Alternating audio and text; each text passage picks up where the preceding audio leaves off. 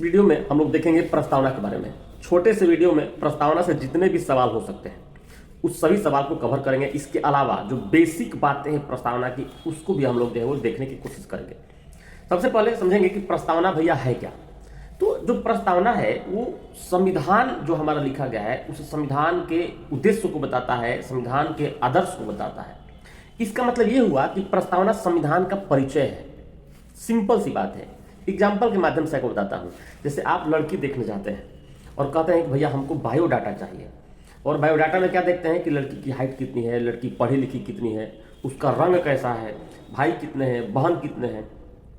एक तरह से उसकी सोच को आप देखते हैं कि भैया अगर हमारे यहाँ आती है तो जो है वो ठीक से किस प्रकार की सोच रखती है। आप बायोडाटा के देखने के हिसाब से जो है वो अपना सोचते हैं, लेकिन कई बार सही नहीं निकलता है।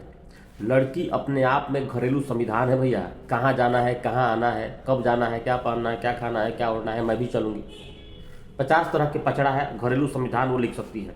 तो बायोडाटा कई बार देखने से समझ में नहीं आता, लेकिन संविधान में जो प्रियम्बल है, जो प्रस्तावना है, उस संविधान की क्या है, एक परिचय के बारे में बताता है कि भाई संविधान का क्या आदर्श है, क्या उद्देश्य है, इस सबको बताता है। देखिए मैं आपको फैक्ट बता देता हूँ। जवाहरलाल नेहरू ने 13 दिसंबर 1946 को संविधान सभा में उद्देश्य प्रस्ताव को पेश किया था, रखा था, और इसको स्वीकार कर लिया गया। कब? 22 जनवरी 1947 को इसको स्वीकार कर लिया गया।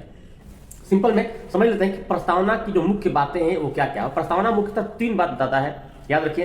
पहला नंबर है कि सत्ता का स्रोत क्या होना चाहिए। परीक्षा में पूछा जाता है, यूपी पीसीएस, बीपीएससी, कई बार परीक्षा में पूछा जाता है कि सत्ता का स्रोत क्या होता है। याद रखिए सत्ता का स्रोत जनता है। दूसरा प्रस्तावना बताता है कि सत्ता का स्वरूप क्या है। सत्ता का स्वरूप क्या है, एक एक करके बता देता हूं। पहला नंबर है संपूर्ण प्रभुत्व संपन्न देश होना चाहिए, सत्ता का स्वरूप। दूसरा नंबर में समाजवाद है, पंथ निरपेक्ष है, लोकतंत्रात्मक देश होना चाहिए, गणराज्य होना चाहिए, ये सत्ता का स्वरूप है। और तीसरे नंबर पर है कि सत्ता का उद्देश्य क्या होना चाहिए। तो उद्देश्य क्या होगा? समानता होनी चाहिए, स्वतंत्रता होनी चाहिए। समानता, स्वतंत्रता है, न्याय होनी चाहिए, और क्या है, व्यक्ति की गरिमा हो गया, बंधुता हो गया, राष्ट्र की एकता हो गया, अखंडता हो गया। ये सभी जो बातें हैं ये आपको जो है प्रस्तावना के क्या है, सत्ता का उद्देश्य होता है। हमने 3 बात बताया कि प्रस्तावना में 3 बातें, सत्ता का स्रोत क्या है, सत्ता का स्वरूप क्या है, सत्ता का उद्देश्य क्या है। ये तीनों बातें हो गया। आते हैं एग्जाम में क्या पूछा जाता है। एग्जाम में सिंपली पूछा जाएगा सॉरी कि प्रस्तावना को किसने पेश किया था, तो आपको याद रखना है जवाहरलाल नेहरू ने।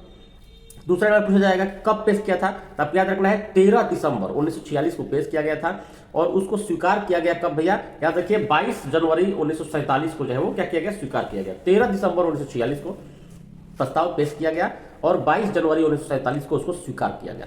तीसरा बहुत इंपॉर्टेंट है कि प्रश्न में आता है कि प्रस्तावना संशोधनीय है कि नहीं है, और प्रस्तावना संविधान का अंग है कि नहीं है। तो इसको लेकर थोड़ा फ्लैशबैक में चलते हैं। जो केस आया था उस केस के बारे में जिक्र कर लेते हैं। पहला हमारा केस था बेरूबाड़ी केस। बेरूबाड़ी केस में कहा गया 1960 में आया था कि जो प्रस्तावना है ये संविधान का अंग नहीं है, और संविधान का जब अंग नहीं है तो संशोधनीय भी नहीं है, इस केस में कहा गया। दूसरा जो केस आया वो केशवानंद भारती केस आया 1973 में। तो 1973 में जो केशवानंद भारती केस आया इसमें कहा गया कि प्रस्तावना जो है वो संविधान का अंग है और संशोधनीय भी है। संसद इसमें संशोधन कर सकती है, लेकिन कहा यदि प्रस्तावना में कोई मूल ढांचा है तो उसमें संशोधन नहीं किया जा सकता। जैसे पंथ निरपेक्ष, पंथ निरपेक्ष क्या है, एक मूल ढांचा है, इसमें संशोधन नहीं हो सकता। और अगला जो केस आया वो LIC केस था। इसमें भी जो है वो वही बात कहा गया कि भाई जो प्रस्तावना है वो संशोधनीय है, लेकिन उसमें मूल ढांचा में संशोधन नहीं होगा। वर्तमान में मैं बता देता हूं कि प्रस्तावना संविधान का अंग है। दूसरा नंबर प्रस्तावना संशोधनीय है, और प्रस्तावना की जो मूल ढांचा है उसमें संशोधन नहीं होगा। यही वर्तमान में इसका स्थिति है प्रस्तावना का। प्रस्तावना में एक बार संशोधन हुआ है, उस संशोधन का नाम है 42वां संविधान संशोधन 1976, और उसमें 3 शब्द जोड़े गए थे। कौन कौन शब्द है भाई? समाजवादी है, पंथ निरपेक्ष है, और अखंडता है। 3 शब्द जो है प्रस्तावना में जोड़े गए हैं। यही इतनी सी बातें प्रस्तावना में पूछी जाती है। दूसरा कोई प्रश्न जो है प्रस्तावना में नहीं जाएगा।